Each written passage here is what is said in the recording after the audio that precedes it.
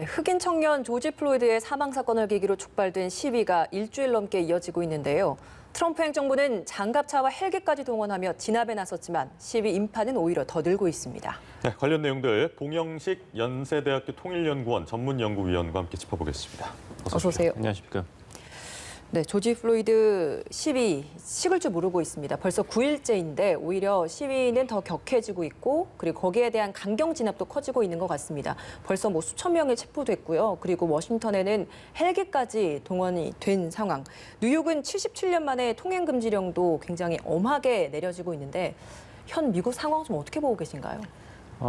이번에 이런 분노가 폭발된 것은 이번에 조지 플로이드 사망 사건이 단순한 우발적인 사건이 아니고 흑인에 대한, 특히 흑인 남성에 대한 차별이 구조적으로 미국 사회에 뿌리 깊게 있다. 이런 데 대한 분노라고 볼 수 있습니다. 예. 왜냐하면은 이제 조지 플로이드가 사망한 것은 경찰의 과잉 진압으로 초크홀드라 그러죠. 무릎으로 목을 눌러서 제압하는데 숨을 쉴 수가 없다. 지금 슬로건으로 나오고 있는 예. I cannot breathe. 숨을 쉴 수 없다고 11차례나 얘기했고 지나가는 시민이 그만 좀 하라고 그랬는데도 그쵸. 계속했거든요. 8분이 넘는 시간 동안에. 근데 이 사건이 일어난 인디애나폴리스, 미네소타에서 사실 2016년에 그 필란도 카스티오라는 흑인 청년이 경찰 총격으로 사망한 사건이 있었습니다. 바로 그 같은 도시죠. 그리고 2014년에는 에릭 가너라는 흑인이 뉴욕에서 담배 밀매 혐의를 받았는데 똑같은 제압 방법으로 초크홀드를 해가지고 숨을 쉴 수 없다. 나 천식 있으니까 좀 살려달라고 이야기를 하는데도 계속하다가 사망했거든요.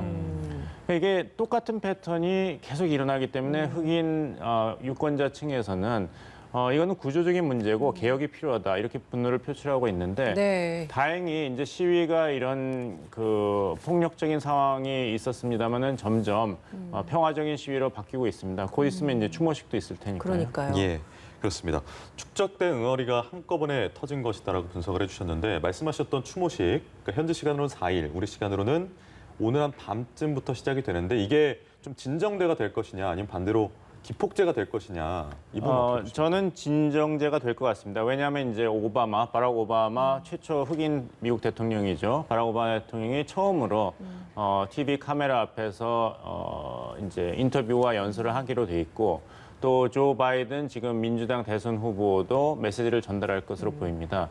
결국엔 이렇게 시위가 폭력적인 사태로 발전하는 데 있어서는 이제 트럼프 행정부의 이제 강경 대응과 좀 이런 발언에 있다고도 볼 수 있거든요. 그러니까요. 처음에 이제 시위를 시작했을 때 이것이 경찰의 과잉 진압이라는 면은 강조를 하지 않고 thugs, 모든 시위 참가자들을 폭도라고 불렀죠. 그리고 쓰레기라고 표현도 하고 해서 예. 결국에는 이제 자기의 지지층을 결합하는 방향으로 자꾸 트럼프 대통령이 메시지를 전달했기 때문에 그 분노에 사실 휘발유를 더 부은 게 됐는데 네. 오죽했으면은 이제 트럼프 대통령 밑에서 국방장관을 지냈던 짐 매티스 전 국방장관이 아틀란틱이라는 이제 유력한 그 저널에다가 내 생애에 트럼프 대통령처럼 나라를 분열시키는 대통령을 본 적이 없다. 이런 기고문을 실었어요. 그래서 그 짐 매티스 국방장관이 뭐라 그랬냐면 트럼프 대통령은 이 국민을 단합시키려는 흉내조차도 내질 않는다. 결국에는 유권자들을 분열시켜서 자기의 권력을 유지하는 데만 관심이 있다. 네. 의도적이다. 이런 비판까지 했고 또 현 국방장관이죠. 막 에스퍼 국방장관은 트럼프 대통령과 각을 세웠습니다. 그러니까요. 트럼프 대통령은 군대를 동원하자 그랬는데 주 방위군이면 충분하다. 이런 얘기를 했고 에스퍼 국방장관은 이번 사태는 인종차별이다, 끔찍한 범죄다 이런 얘기를 했기 때문에 대통령과 그 관료들 간에서도 의견 차이를 보이고 있기 때문에 이런 걸 본다면 트럼프 대통령이 계속 이런 자극적인 발언과 행동을 하는 것은 좀 수그러들지 않을까 이렇게 생각합니다. 같은 공화당 출신인 부시 전 대통령마저도 비판적인 표현을 했고 그리고 그 시위대에 대한 지지를 표명을 하기도 했잖아요. 그렇죠. 실제로 트럼프 대통령이 폭동 진압법까지도 거론을 했었는데 이게 실제로 적용 가능한 건지 어떻습니까? 그런 군대를 동원하려면은 이제 Insurrection Act라고 그래서 예. 19세기에 있었던 이제 반란법을 이제 그 발효를 그것을 이제 동원해야 됩니다. 네네. 그렇게 된다면 이제 대통령의 직접 권한으로서 미국 육군을 이제 동원할 수 있고 미국 육군이 동원된다면은 그 중에서 즉각 대응 그 부대, Immediate Response Unit이라고 그러죠. 그 네. 부대가 이제 사태에 투입되게 됩니다.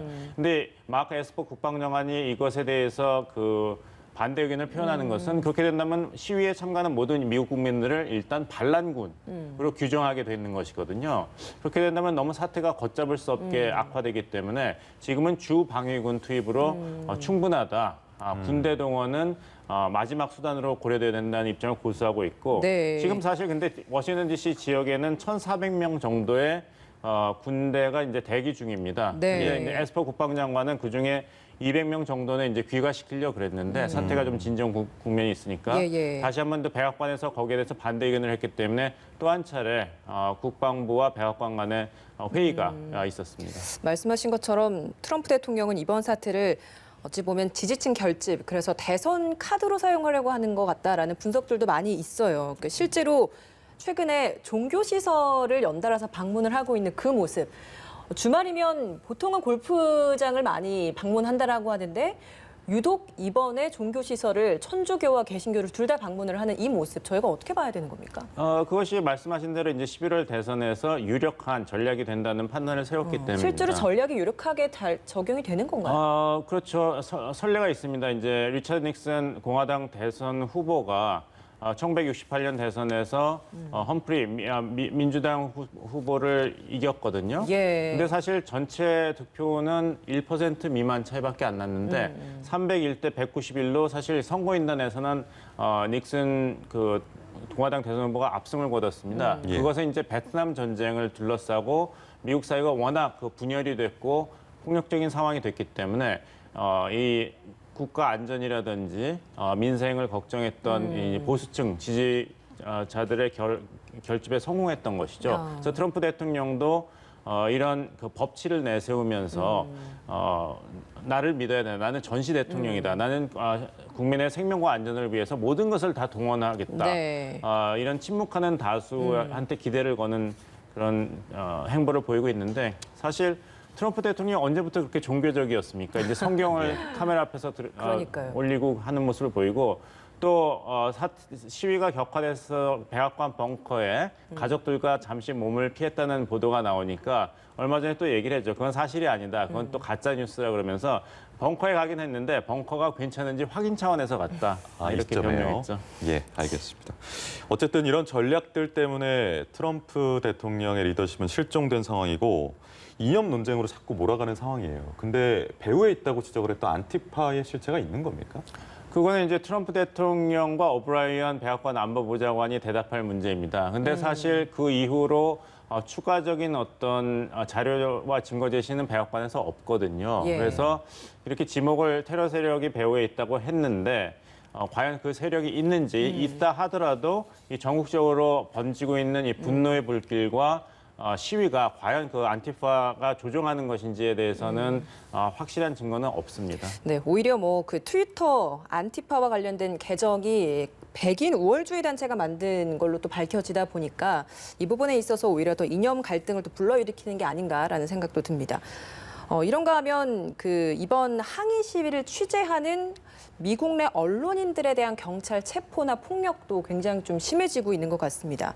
실제로 뉴욕타임스는 트럼프 행정부가 그동안 언론에 굉장히 좀 부정적인 입장을 견해를 많이 표현해 왔잖아요. 그러니까 그렇죠. 그런 차원에서 연장선이다라고 또 보는 시각도 있더라고요. 교수님께서는 어떻게 보십니까? 그러니까 워낙 시위가 되다 보니까 이제 경찰의 그런 진압 방법도 굉장히 그 위험한 수준까지 올라간 것이죠. 여러 가지 이제 보도 자료를 보시면은 경찰이 이제 중무장한 차들을 이제 그 시위대 안으로 밀어붙이는 그런 시위 진압 방법까지도 취하고 있기 때문에 예. 언론 취재에 있는 기자들도 그런 위험성에 이제 노출이 되고 있는 것이죠. 일단은 이 사건이 난 데 있어서는 그 경찰의 행동 때문이잖아요. 그렇죠. 미국 경찰 내부에 좀 자성의 목소리는 없습니다. 자성의 목소리가 분명히 있습니다. 지금 필라델피아에서도 이제 원래는 이제 필라델피아 경찰에 대해서 1,400만 불 정도로 이제 2%에 해당 정도의 예산 증액을 하려고 했는데 그것을 취소해야 된다. 왜냐하면 이제 교육 관련해서 재정 지원은 1,500만 불을 삭감하려고 그랬거든요. 그래서 이 경찰 개혁 없이 예산 증액을 해서는 안 된다. 이런 논쟁이 5월 달부터 있었습니다. 그래서 필라델피아에서 특히 또 이제 경찰과 시위대 간의 이제 충돌이 더 격화되는 것도 이런 배경이 있는 것이죠. 근데 조 바이든 민주당 대선 후보는 공개적으로 이야기를 했거든요. 네. 내가 대선에서 승리한다면 이제 경찰 개혁을 이제 제도화하겠다 이런 약속을 했습니다. 근데 실제로 지금 플로이드 사망 사건과 관련해 경찰은 기소된 상황이잖아요. 그렇죠. 근데 과거에도 뭐 이런 식으로 경찰 과잉 진압 이후에 뭐 법원에 넘겨졌다가 또 넘겨졌던 경우들도 있었는데 이번 이 사건 경우에는 좀 결과가 좀 달라질지 좀 어떻게 좀 전망을 하시나요? 지금 워싱턴 포스트에서 새로운 보도를 했습니다만은 그 플로이드 그 지식사로 판명이 났죠. 첫 번째는 두 번째는 그 거기에 이제 관련됐던 그 4명의 경찰관들을 처음에는 이제 그 2급 살인죄로 기소를 안 했습니다. 근데 2급 살인죄로 기소가 결정이 됐고 또 그때 그 사건에 연루되었던 7명의 경관에 더해서 3명을 또 추가 기소를 미네소타 경찰이 했습니다. 근데 이제 마틴 루터 킹 그 딸이 이제 인권 운동가인데 이제 네. CNN 인터뷰에서 얘기를 했죠. 사실 미네소타 법에서는 이런 의도적인 살인이 아니면은 1급 살인죄로 기소가 불가능합니다. 하지만 이번 경우는 1급 살인죄를 이 경관에게 적용해야 된다. 그래야만 이 흑인 희생자의 억울함과 분노가 사그라들 것이다. 이런 강경한 입장을 한번 표명했죠. 예, 이번에는 좀 대응이 달라질지 저희가 지켜봐야 될 대목인 것 같습니다. 봉영식 연세대학교 통일연구원 전문 연구위원이었습니다. 고맙습니다. 감사합니다. 고맙습니다.